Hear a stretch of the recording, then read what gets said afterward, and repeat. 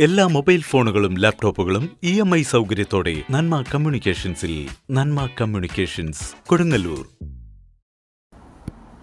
ശക്തമായ മഴയെ തുടർന്ന് കൊടുങ്ങല്ലൂരിൽ പലയിടങ്ങളിലും വെള്ളക്കെട്ട് അനുഭവപ്പെട്ടു.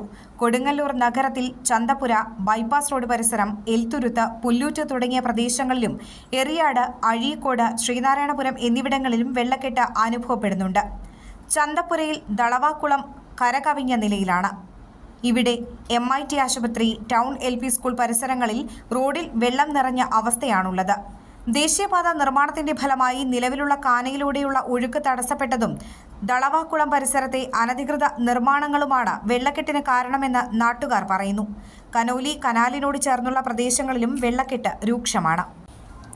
കൊടുങ്ങല്ലൂരിലെ മേത്തലയിൽ ശക്തമായ കാറ്റിലും മഴയിലും മാവ് ഒടിഞ്ഞു വീണു.